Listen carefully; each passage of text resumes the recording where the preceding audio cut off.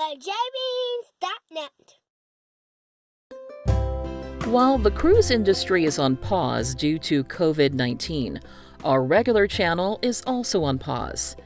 In the meantime, we're doing a series called Cruise Questions, or Cruise Qs, where we ask a Cruise Q conversation starter, then share our answers and invite you to do the same in the comments below.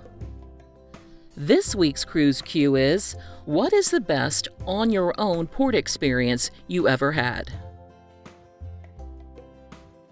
My favorite on-our-own port experience was Rome, Italy. We visited Rome a few times while cruising, and the number of once-in-a-lifetime experiences you can have in one location is unbelievable.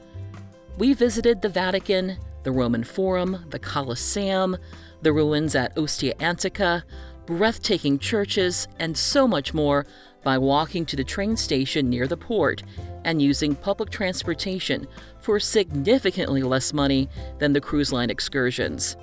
The last time we visited, we paid $12 per person round trip, while the cruise line was charging over $300 per person, and we actually saw more with our itinerary.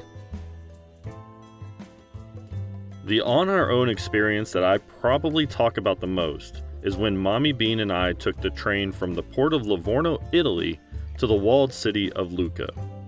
We had 2 days in port, and most people used those days to visit Florence one day and Pisa the other. We did both in a single day and then visited Lucca on the second day. Lucca is quintessential Italy, and English speakers are rare, if not non-existent. Walking around the walls and exploring Lucca gave us an authentic Italian experience that has always been one of my most favorite cruising memories. I liked when we visited Glass Beach in Bermuda. The beach has glass that went into the ocean and came back out. We also visited the lighthouse and I climbed up to the top with my daddy. It was very hot that day, so the wind at the top was very nice. We also went to the beach and had fun. Please be sure to share your answer to this week's Cruise Q in the comments below. And don't forget to subscribe to our channel and turn on notifications so you get alerted for next week's Cruise Q. Now let's look at some of the responses to our last Cruise Q. How do you decide what cruise to book?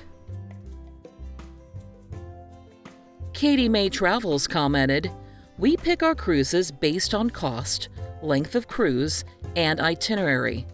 I do have a favorite cruise line, but I will cruise any cruise line as I like to experience new and different ships." Michael commented, "I try to have a balance between price and quality. I concentrate on the transatlantic and trans-Pacific cruises because they have some of the best prices for 13 to 16-day cruises. I then can spend extra days exploring starting and ending countries. My favorite one right now is a Celebrity Trans-Pacific cruise because it allows me to spend an extra week in Japan, and the cruise price is equal to a normal 7-day cruise."